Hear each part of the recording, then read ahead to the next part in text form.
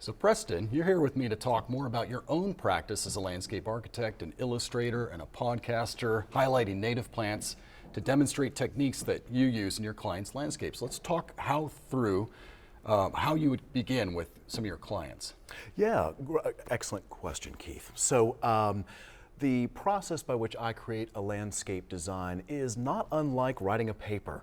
There's a brainstorm phase, and then a rough draft, and then a revised draft. And I'll show you what that looks like relative to design. So here in front of me, I have a bunch of sheets of paper and markers, and I'm going to make a big mess. And so if you look at my page here, you'll see essentially a brainstorm. These are all basically elements that I want in the garden, perhaps things I want to experience, things I want to feel. This is called a program, and this is the brainstorming part of the activity. Now, this is essentially something that you want to do as fast as you possibly can so that you outrun that critical part of your mind. You're just writing down everything you want to do and feel in the garden. And so here, for demonstration purposes, what I'd like to do is examine a quiet place to read. And what I'd like to do for a quiet place to read, well, I need it to be intimate. And so I need to reduce distraction, and I want to pay attention to building it as a room, including ceilings, walls, and flooring. And so if I want to reduce distraction, what might that be? Well, that might be noise from the neighbor's dog or maybe the kids, and so I might include a water feature to help break down that noise. I may want to also interrupt any sort of visual distractions, and I may do that with a hedge or a screen. And that hedge I may want to remain semi-opaque so I can still keep an eye on the house or keep an eye on the kids, but maybe not be seen. Additionally, I may want to include fragrance as a distraction, just to kind of create that experience, create that moment in that really helps keep me there in the moment and doesn't allow my mind to wander. Now, I may also want to, relative to walls, create a 6-foot hedge that increases my capacity to be hidden.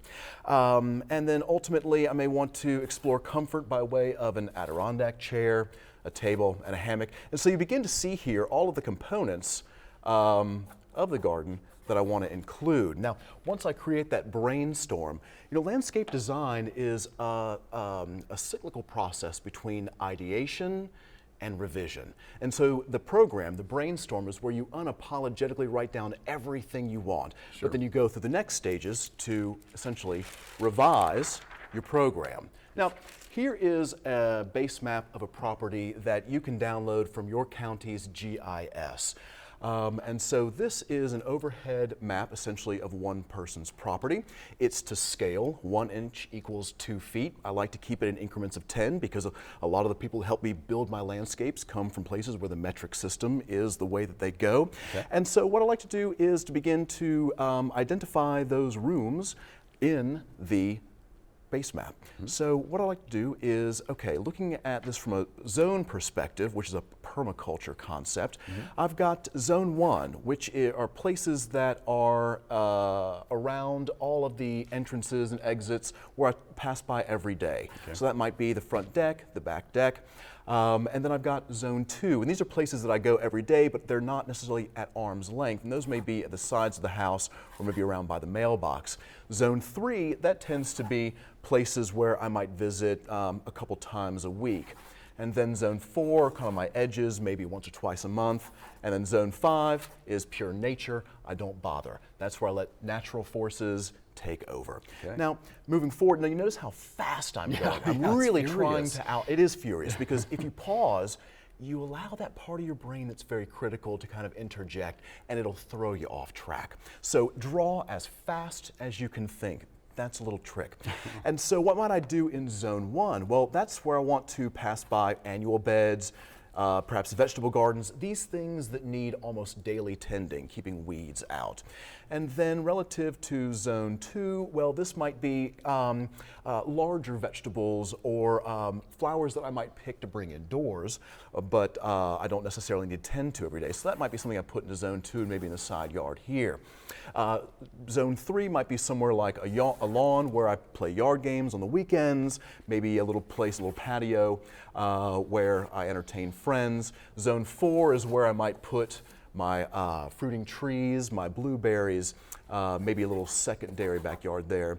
And then I might put an apiary, some chickens in zone 3, zone 4. And then of course zone 5 back here in the riparian buffer is where I am unapologetically native. I see. And Great. that all essentially turns into, I'm going to flip this around, a schematic design that is a little bit more thought through, a little bit more measured. So here's an example of something that you guys might use at home. Let's say that I've already created a big messy concept on this photo. And so I might say, okay, I've got foundation beds here. I might have my vegetables kind of along the street here so that neighbors can come by and pick.